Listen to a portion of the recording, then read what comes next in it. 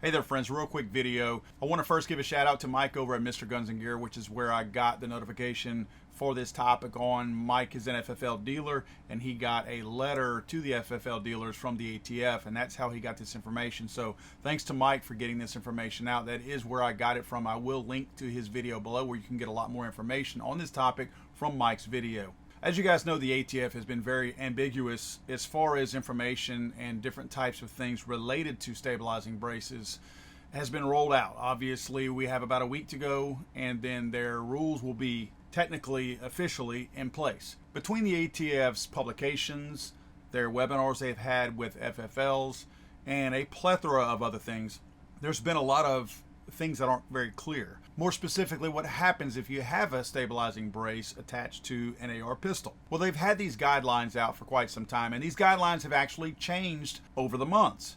You might remember that Congress grilled Steve Dettelbach, who is the director over an entire agency, right? This guy should know something about the agency.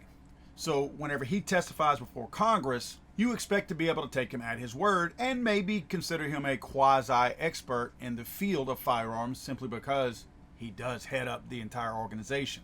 Maybe expert is not the word we're looking for. Take a look at this. There also can be detachment. So in other words, we don't count, that's not for us to regulate. If somebody we wrote the rule to make it easy to comply with.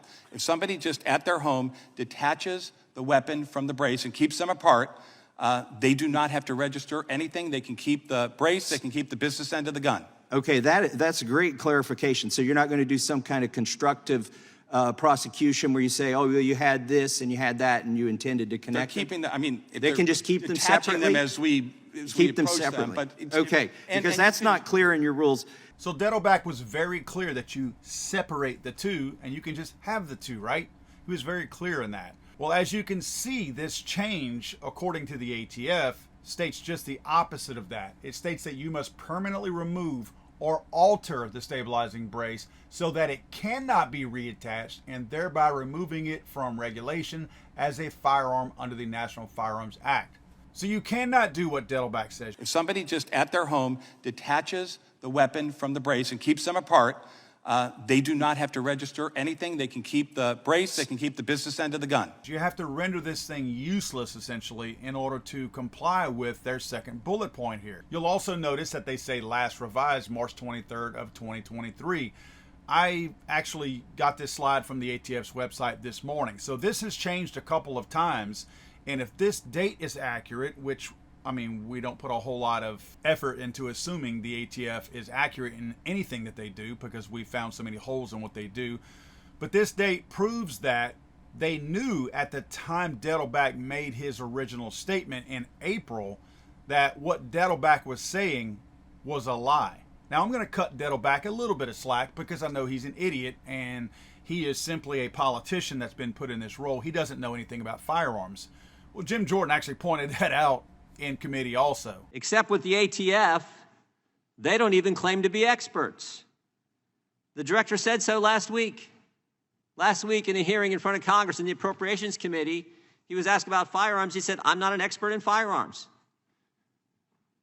Not an expert, but still trying to run Americans' lives. You would think the head of the agency tasked with regulating the entire firearms industry, a constitutionally protected industry, would know something about firearms.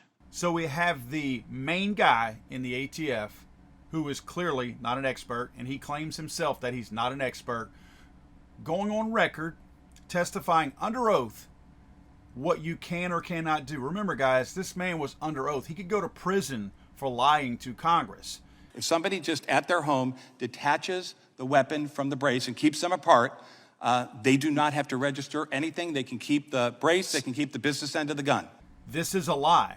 But they float out there that he's not an expert, so that's his out. That's his way of saying, well, I told you I'm not an expert, so technically I didn't lie to you. So did Dettelbach actually lie to Congress, or was this just stupidity and a mistake because he's not an expert? If there's one thing that this whole process has shown us, and think about this for a second. Remember, SBRs, short barrel rifles, are part of the NFA. If there's one thing that 14 years worth of stabilizing brace sales have shown us, if we use the ATF's own theory that now stabilizing brace pistols are going to be considered SBRs, that they operate the same, that they function the same, and that they are the same, then we can definitely say that after 14 years of stabilizing brace use on pistols, which would be equivalent to SBRs, that SBRs clearly are not a problem and shouldn't be on the NFA to begin with, because we've not seen a spike, a rise in crime, or anything with 40 million stabilizing braces out there. So I say it's time we take SBRs off and use this as a case study to show that they're clearly not a problem. I'm sorry, I thought this was America.